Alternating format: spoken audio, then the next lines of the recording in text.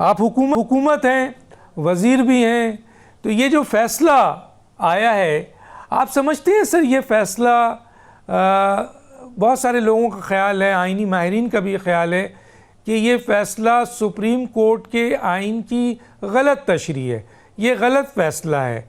ये आइनी बेंच ने जो सुप्रीम कोर्ट के लार्जर बेंच का फ़ैसला था उसको मुस्तरद करके और high court Peshawar high court के फ़ैसले को जो बहाल किया है वो फ़ैसला मुनासिब नहीं है। ये सीटें पीटीआई की थीं, इसको मुस्लिम लीग नून, पीपल्स पार्टी और दूसरी इत्तेहादी जमातों में बांटना गलत है। क्या कहेंगे कैसर अहमद शेख साहब? बिस्मिल्लाहिर्रहमानिर्रहीम।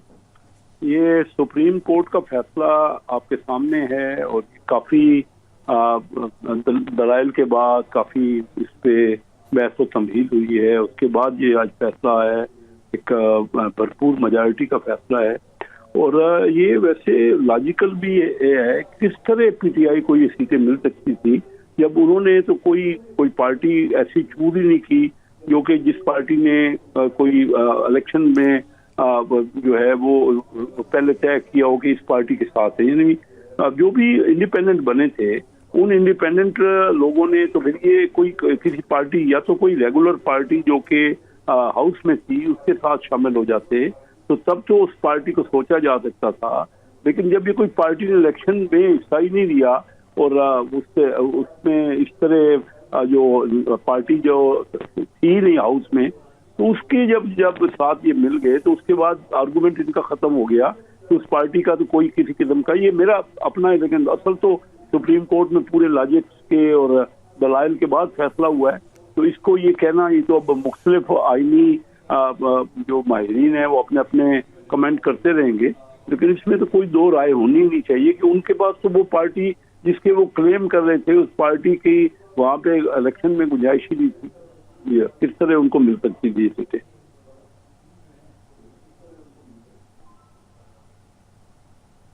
ये बताएं सर कि जिस तरह आपने कहा कि सुप्रीम कोर्ट का ये फैसला है और उन्होंने सही फैसला दिया है, तो जो 12 जुलाई 2024 को एक लार्जर बेंच सुप्रीम कोर्ट जिसमें जस्टिस काजी फाइज ईसा उस वक्त चीफ जस्टिस थे, उनका फैसला आया था। 8 रुकनी बेंच ने पीटीआई को ये नशिस्तें दी थी और उन्होंने माना था कि जी ये इलेक्शन कमीशन की गलती है और ये उन्होंने अपना इंडिपेंडेंट ने जमा कराते हुए तकरीबन कोई 40 के करीब या 39 के करीब जिन लोगों ने पीटीआई का मांगा था सिंबल और उसमें उन्होंने कहा था उनको मिलनी चाहिए, तो वो फैसला भी तो सुप्रीम कोर्ट का था। कैसर अहमद शेख साहब, आप कैसे देखते हैं?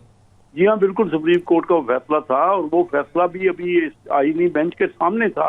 वो फैसला तो बिल्कुल वादे जो भी फैसला था वो वादे तौर पे उसको एक्सप्लेन किया गया। तो अब सूरत हाल ये है कि कोई आर्गुमेंट उनको खुद वो नहीं दे सके ना कि उनकी पार्टी को ये क्यों सीटें मिले। उनकी पार्टी का तो कोई, आप बताइए कि कोई इलेक्शन में कहाँ उनका रोल था।